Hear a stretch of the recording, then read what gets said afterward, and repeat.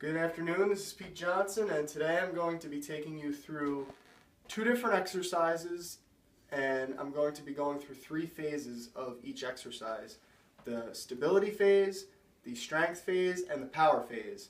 Now, the first exercise I'm going to perform is a regular crunch, and I'm going to demonstrate that through the stabilization phase, the strength phase, and the power phase. Now, these three phases are known as the Optimum performance training model.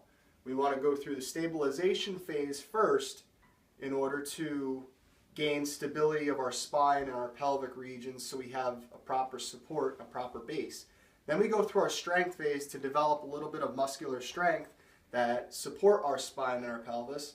And then we go through the power phase, which is helping us develop movements that we can use in various sports, help us to create movement proficiency. Now, going through the Optimum performance training model, it's almost like building a house. All right? The first thing you have to do in order to build a house is to have a proper foundation, proper stability. Our body is held up by our pelvis and our spine. Those two things provide us with proper support. We want to increase our stability so we can have proper balance and coordination and flexibility. And then once we obtain those things, then we can work on strengthening the muscles that support our spine and our pelvis. And once we strengthen those muscles, we'll be able to work on powerful movements that will help us perform more proficient when we perform movements for sports or for different functional movements. So the first exercise, which is the regular crunch, I'm going to take you through the stability phase, and it kind of looks like this. I'm going to be down on my back.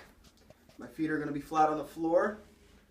I'm going to cross my arms across my chest, and I'm going to come up 1, come up 2, come up 3. Now, this exercise, this regular crunch exercise on my back in the supine position, was a stability exercise because there wasn't much motion, there wasn't a lot of motion in my spine or my pelvis. They were pretty isolated on the floor. The only movement which occurred in my spine was in the cervical region of my spine when I came up on my shoulders. So there wasn't much movement in my spine, there wasn't much movement in my pelvis, which made it a stability exercise. Now, I'm going to perform a regular crunch on an exercise ball. Now, this strength exercise, which is a regular crunch, but it's in the strength phase of the exercise, is going to allow my spine to move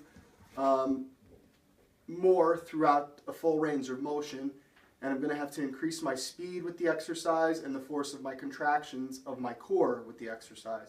So here's how the strength phase of a regular crunch looks on an exercise ball. I'm going to come down on my back, cross my arms over my chest, come up 1, come up 2, come up 3. Now that exercise on the medicine ball is providing more range of motion through my spine, and it's strengthening the core muscles because I have to forcefully contract at a little bit of a higher potential than when I was on the floor, and the speed of contractions has to occur a little bit quicker during the strength phase. So that's working on those muscles that support the spine and the pelvis. Now I'm going to take the crunch through the power phase. Okay, so I'm going to use the exercise ball. I'm going to perform a crunch with the exercise ball. However, I'm going to have a medicine ball in my hands. Now, for video purposes, I'm using a basketball. I'm not actually using a medicine ball, but here's how it looks. I'm going to go down like I'm performing a crunch. My arms are going to go all the way back with the medicine ball, and then I'm going to come up 1, come up 2, and come up 3.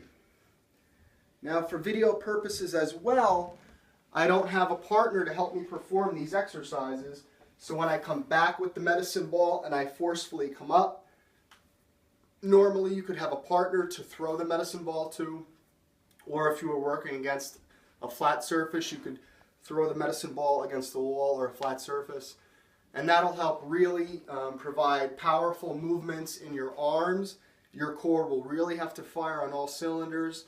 You'll have to have powerful contractions in your core in order to propel that medicine ball from behind you all the way up to give it momentum against the wall or give it momentum when you're throwing it to a partner. So the contractions in your core are really going to have to be powerful in order to provide your upper extremities with the momentum to forcefully move that medicine ball. So those are the 3 exercises in the first phase. That was the stabilization, strength, and power exercise for the regular crunch. And now I'm going to take you through the stabilization, power, and strength exercise for a reverse crunch.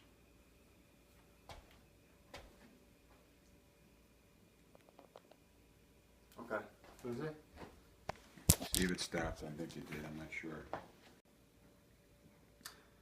Okay, now I'm going to take you through the reverse crunch, through the stability, strength, and power phases.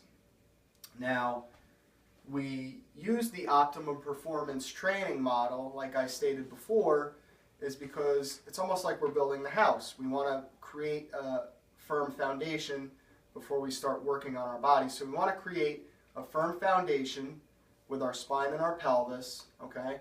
We want to be able to improve our balance, improve our flexibility, improve our coordination before we start focusing on the muscles that support the spine and the pelvis, which is in the strength phase of the exercise. So then once we get those muscles that support the spine and the pelvis strengthened, then we can work on powerful exercises which are going to help create more efficient motor patterns. Now this Optimum Performance Training model, the OPT, through the stabilization, strength, and power phases will help us to help us or an athlete to have more neuromuscular efficiency. Just as an example, why it's so important to work on stability, then strength, and then power, your spine and your pelvis, without any muscles attached, just your spine and your pelvis, would only be able to support about 20 newtons of force. Now, just the simple task of walking would require your body to, or require your spine to support 140 newtons of force on either side.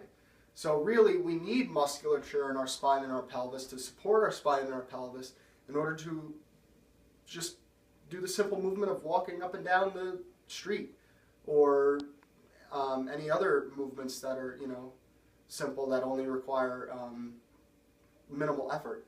Now, other movements that are related to sports, some sports skills could actually require upwards of thousands of newtons of force on our spine. So we really need to worry about our stabilizing muscles first, and then we can focus on our strengthening those muscles and then our power exercises. So for the reverse crunch, I'm going to come down on my back again, and again this isolates my spine and my pelvis. There's not much movement going on in my spine or my pelvis, which makes this a stability exercise. So I'm going to, this time, instead of keeping my feet flat on the ground, I'm going to have them flat on the ground. I'm going to have my hands and my palms flat against the floor, and then I'm going to bring my knees up. 1, 2, 3. Now, this stability exercise doesn't require too much forceful contractions in my core. It isolates my spine and my pelvis, so that's what makes this exercise a stability exercise. Now I'm going to go through the strength phase of the reverse crunch, and the strength phase is going to place a little bit more neural demand and more speed is required in this phase of the exercise. And I'm going to, instead of performing the reverse crunch on the floor, I'm going to be performing it on the exercise ball. So I'm going to take a seat on the exercise ball, and performing this exercise on the exercise ball is going to allow my spine and my pelvis to move throughout the full range of motion as well. So I'm going to hold on to my base of support here, go down on my exercise ball, my knees together, my feet flat on the floor, and I'm going to come up 1, 2, 3. And this allows for more range of motion through my spine and my pelvis, places more neural demand, and speed is intensified through this phase of the exercise. Now I'm going to show you the power phase of the exercise, where force production is the key in this phase of the exercise, where force is going to be generated through my limbs, in this case through my lower extremities, and I'm really going to have powerful, forceful contractions through my core in order to get this medicine ball up using my lower extremities. And I'll show you how that looks right now. So I'm going to take a seat on my exercise ball, just like the strength phase of this exercise. I'm going to place the medicine ball between my feet, and I'm going to hold on to my base of support here. My exercise ball, my medicine ball is between my feet, and I'm going to come up 1, 2, 3. Now, of course, if you have a heavy exercise ball, maybe 10, 20 pounds, you're really going to have to produce more force in your core in order to get that exercise ball up, so where your knees are coming up to stretch out your pelvis and your knees are coming up onto the exercise ball.